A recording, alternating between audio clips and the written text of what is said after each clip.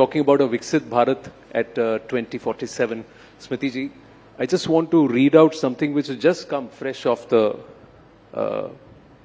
coals, if I may say that. This is what is being said. In a time of high unemployment, rising prices, corruption and oppression, Rahul Gandhi is the only hope for 1.35 billion Indians dedicated to bringing justice to every corner of our country, and is the only leader who can end this regime of fascism and dictatorship. Hashtag only hope Rahul Gandhi. This is by Mr. P. Chidambaram. Your thoughts, ma'am? I think the sniggers in the audience speak louder than any statement that I can give. But I also believe that the destiny of a nation cannot be decided by a man who is scared of being defeated in a meeting. So a leader is one who does not leave his fleet behind. The gentleman hashtagged is somebody that I had the privilege of contesting against in 2019. Victory and loss are a part of electoral politics. But what defines a leader is that if they have grit enough, courage enough to stand with their own beliefs amongst their own people. And I don't think somebody who escapes and is feared of being conquered electorally is somebody who can lead a nation to better prospects. So I understand the compulsions of Mr. Chidambaram, but I also recognize that the voter at large respects the reality of a rising Bharat. लेकिन वो ये कह रहे हैं कि वो शक्ति को हराएंगे।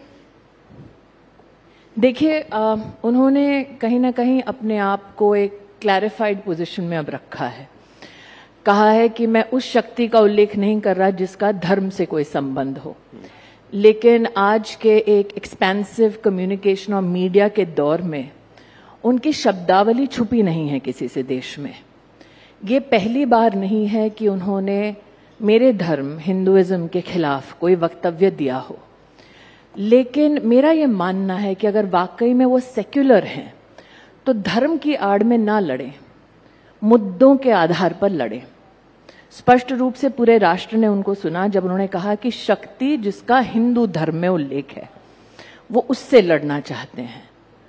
तो मैं तो एक हिंदू के नाते इतना ही कहना चाहती हूं कि आज तक जिसने मेरे धर्म को, मेरे आराध्य को ललकारा है, उसका क्या हश्र हुआ है। कोई रामायण, गीता, महाभारत पढ़ ले, उसको इस बात का अंदाजा हो जाएगा।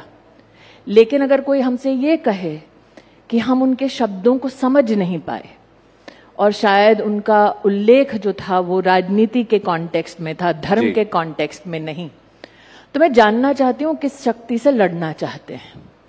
प्रधानमंत्री मोदी ने इस देश में 4 शक्तियों का विशेष उल्लेख किया।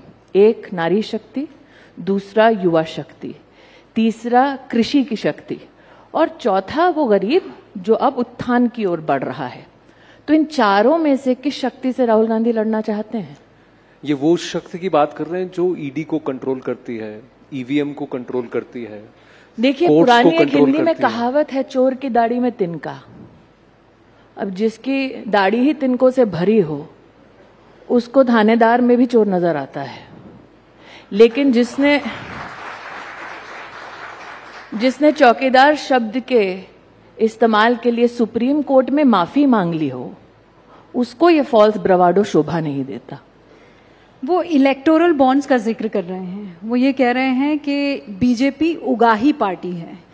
सीबीआई, अमित शाह जी ने एक स्पष्ट रूप से रुबिका जी कहा है सार्वजनिक मंच पर कि 303 सांसदों की पार्टी को इलेक्टोरल बॉन्ड्स के माध्यम से ट्रांसपेरेंटली बैंकिंग सिस्टम के माध्यम से 6000 करोड़ का बॉन्ड मिला, लेकिन जिनकी ताकत 200 की भी नहीं है स्पष्ट रूप से, उनको 14,000 करोड़ रुपया मिला। तो मेरा पलटवार ये है कि ऐसी कौन सी उगाही कत्ती राहुल गांधी छोड़ गए हैं कि उनके पास 14,000 करोड़ रुपया है। ये आप लोग रिएक्ट करिए, ऐसा नहीं है कि मत करिए। वो लोग चुनाव के दिन रिएक्ट करेंगे बटन कमल का दबा के, चिंता ना करें। How would you respond to this कि हम धीरे धीरे एक इलेक्टोरल ऑटोक्रेसी बन रहे हैं, यानी कि जनमत तो है लेकिन सब कुछ एक पर्टिकुलर डायरेक्शन में कंट्रोल के साथ आगे बढ़ाया जा रहा है। जिस देश ने अंग्रेजी हुकूमत को उखाड़ फेंका, जिस देश में आज 940 मिलियन वोटर आइडेंटिफिकेशन और ऑथेंटिक आइडेंटिफिकेशन के साथ अपना वोट देंगे, उस इलेक्टोरेट का इतना बड़ा अपमान मैंने आज तक नहीं सुना। लेकिन वो ये कहते हैं कि वोटर तो हमें वोट करता है, लेकिन राजा की जान ईवीएम में है। देखिए, जो राजघराने में पैदा हुआ हो, जिसने उपहास उड़ाया हो एक ऐसे व्यक्ति का जो एक जमाने में चाय वाला हुआ करता था, ये तो राजनीति की कैसी माया है कि अब उसको वो चाय वाला राजा दिखता है।